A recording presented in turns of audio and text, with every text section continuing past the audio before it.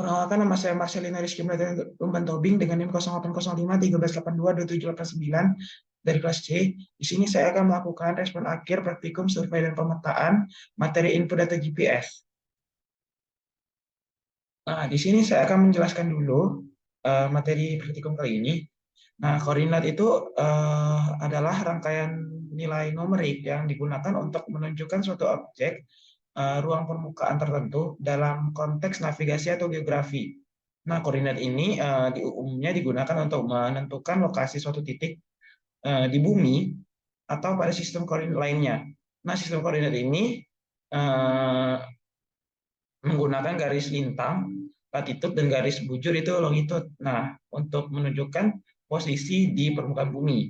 Garis lintang ini mengukur jarak utara atau selatan dari garis khatulistiwa, sedangkan garis bujur mengukur jarak timur atau barat dari garis meridian utama yang melewati Greenwich, Inggris. Terus sistem koordinat ini, sistem koordinat kartesian adalah sistem tiga dimensi yang menggunakan koordinat X, Y, dan Z. Nah, untuk X, Y itu biasanya sejajar dengan permukaan datar. Kalau koordinat Z itu mencerminkan ketinggian. Nah, pengertian GPS. Nah, GPS itu adalah singkatan Global Position System yang merupakan sistem navigasi satelit yang menggunakan sinyal dari sekelompok satelit untuk menentukan lokasi, kecepatan arah, dan waktu di permukaan bumi atau di atasnya. Cara kerja GPS ini yaitu melibatkan perhitungan jarak antara penerima GPS dan satelit dan menganalisis perbedaan waktu antara kapal sinyal yang dikirimkan oleh satelit dan kapan diterima oleh penerima GPS yang memakai GPS tersebut. Nah, GPS ini digunakan dalam berbagai aplikasi, termasuk navigasi, kendaraan, penerbangan, pemetaan, penelitian ilmiah, pemantauan cuaca, olahraga, dan masih banyak lagi. Terus juga input data GPS ini juga merujuk pada informasi yang diperoleh dari sistem global position system. Nah, GPS ini adalah jaringan satelit yang digunakan untuk menentukan posisi dan waktu di permukaan bumi. Data GPS sangat beragam dan dapat mencangkup informasi seperti koordinat geografis dan dapat ketinggian, kecepatan, arah, dan informasi tambahan tentang pergerakan atau satu lokasi. Nah, di materi input data GPS ini dapat diperoleh dari perangkat GPS itu seperti koordinat geografis. Nah, koordinat geografis ini biasanya mencakup data GPS, koordinat seperti latitude dan longitude yang menunjukkan posisi tempat kamu tuh berada di bumi. Nah, terus ada ketinggian. Nah, data GPS ini juga dapat mencangkup informasi tentang ketinggian di atas permukaan laut. Nah, ini berguna untuk misalnya dalam kegiatan penerbangan atau hiking. Terus ada kecepatan. Kecepatan ini dalam perangkat GPS dapat memberikan informasi tentang kecepatan kita saat bergerak. Nah, ini dapat berguna dalam pemantauan kecepatan kendaraan atau analisis kecepatan olahraga. Terus ada arah. Nah, GPS ini dapat memberikan informasi tentang arah perjalanan yang sering disebut sebagai heading. Nah, ini berguna dalam navigasi atau pelacakan pergerakan. Nah, terus ada waktu. Nah, GPS ini juga memberikan informasi tentang waktu yang sangat tepat. Ini penting dalam banyak aplikasi. Nah, termasuk navigasi, pelacak waktu, dan sinkronasi perangkat. Terus ada data tambahan. Nah, data tambahan ini, data GPS dapat mencangkup informasi tambahan seperti akurasi posisi, jumlah satelit yang digunakan dalam perhitungan, dan informasi tentang ketidakpastian dalam perhitungan. Nah, terus ada jejak pergerakan. GPS digunakan untuk mencatat jejak pergerakan seiring waktu. Ini berjalan atau berguna dalam pelacakan pergerakan rekaman perjalanan dan analisis mobilitas. Nah, terus ada poin kepentingan atau POI. Nah, data GPS juga dapat mencangkup informasi tentang tempat-tempat penting atau poin kepentingan di sekitar kita, seperti restoran, hotel, atau toko-toko, seperti swalayan, toko-toko yang, nah yang itulah. Terus eh, dalam GPS juga ada lokasi dalam bentuk data. Nah, di GPS ini biasanya tersedia dalam berbagai format datanya, seperti koordinat desimal, derajat menit atau DMS, derajat menit detik atau DMS, terus atau format lainnya. Itu tergantung pada perangkat dan aplikasi yang digunakan. Nah, data GPS ini juga dapat digunakan dalam berbagai aplikasi termasuk navigasi kendaraan, pemantauan pergerakan, pemetaan geologi, survei tanah, dan masih banyak lagi. Untuk mengintegrasikan data GPS ke dalam aplikasi atau sistem, itu perlu memiliki format atau protokol komunikasi yang digunakan perangkat GPS yang kita gunakan.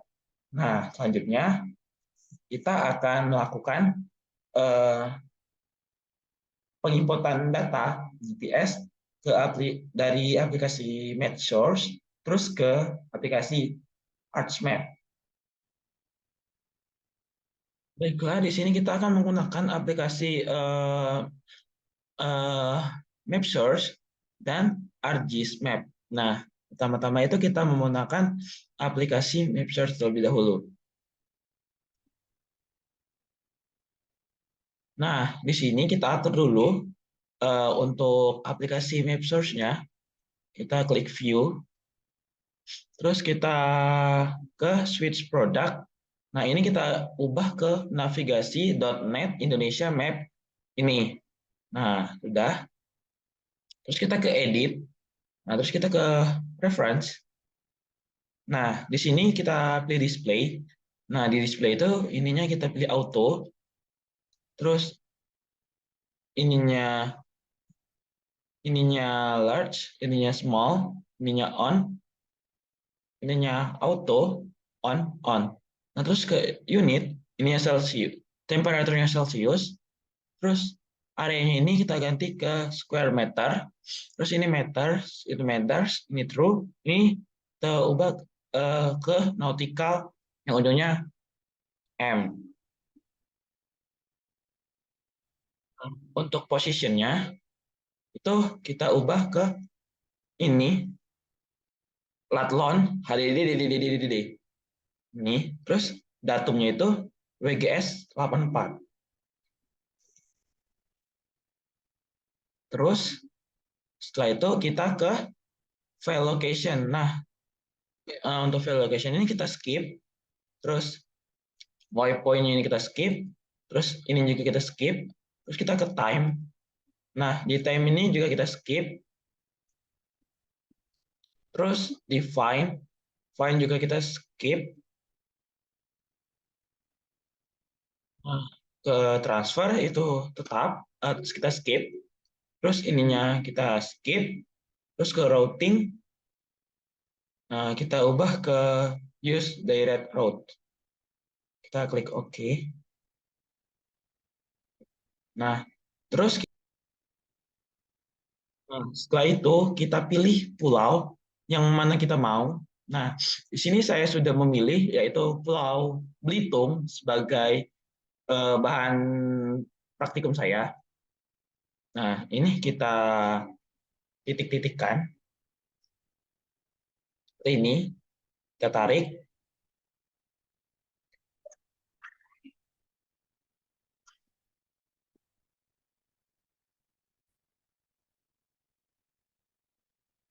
Nah, ini kita titik lagi. Ini 1, 2, 3, 4, 5, 6, 7, 8. Nah, di sini saya memilih 8 titik. Terus kita klik ini, terus kita ke file, terus kita save as, terus kita pilih, kita tunggu. Nah, terus kita sini udah kita bikin namanya koordinat Belitung. Kita bikin aja Belitung 23.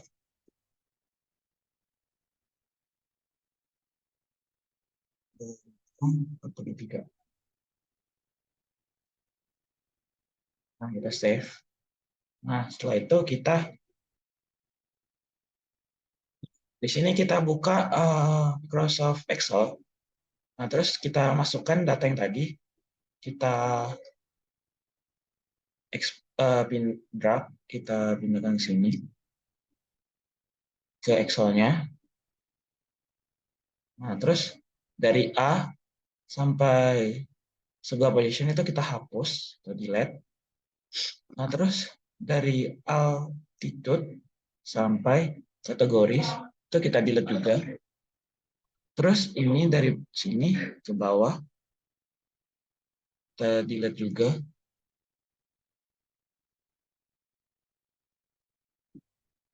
Terus ini juga kita delete. Nah, terus kita klik yang kolom A, terus kita ke data, terus kita ke text to column. Nah, text to column itu kita pilih ini, terus kita next. Nah, kita pisahkan huruf sama angka.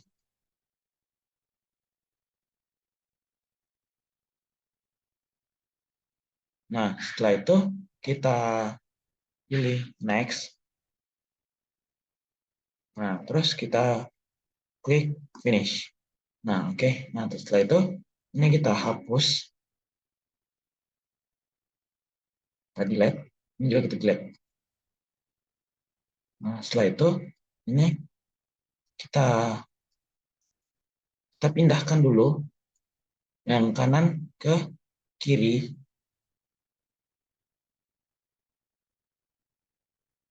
Nah, yang ini kita pindahkan ke kanan.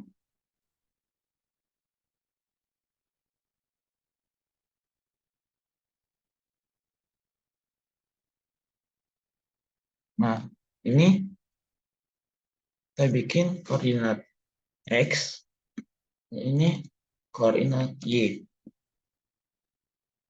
Setelah itu,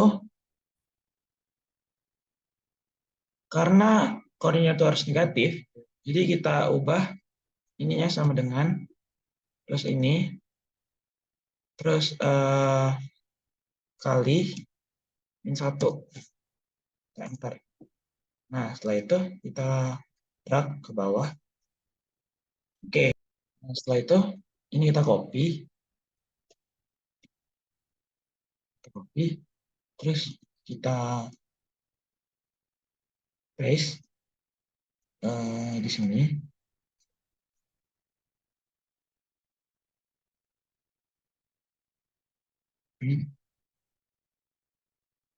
Kita paste.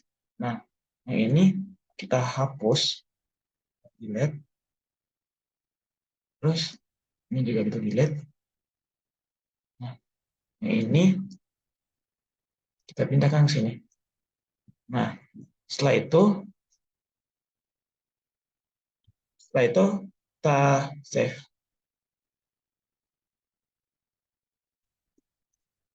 Oke, kita silang,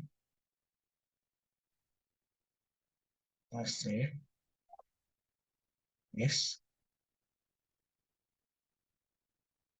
Nah, setelah itu kita buka ArcMap-nya atau ArcGIS.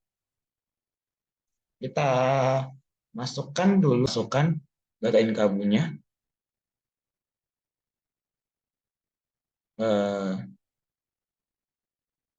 Ini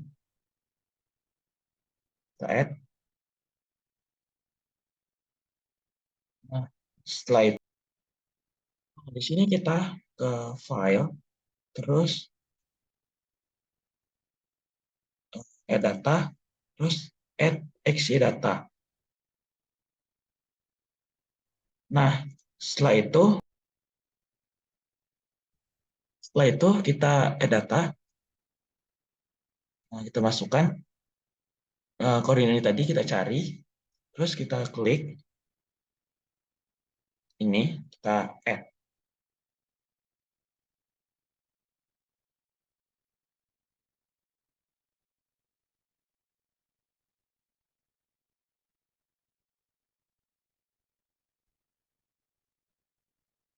Nah, setelah itu kita pilih ini, kita add. Nah, ini name-nya BGS 1984. Nah, oke, kita klik OK. Nah, kita cek di Pulau Belitung yang kita pilih tadi.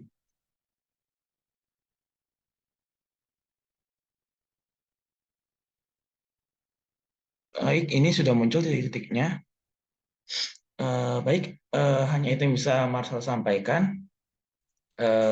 Mohon maaf bila ada salah kata. Terima kasih.